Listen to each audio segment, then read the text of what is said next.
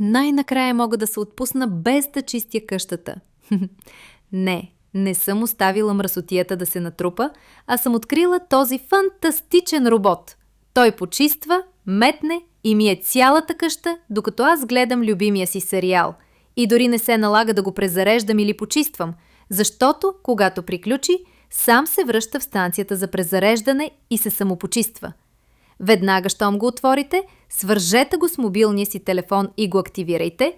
Той ще направи карта на цялата къща и ще почисти всеки ъгъл. Освен това, разпознава препятствия и стъпала. А ако имате килими, ще почисти и тях.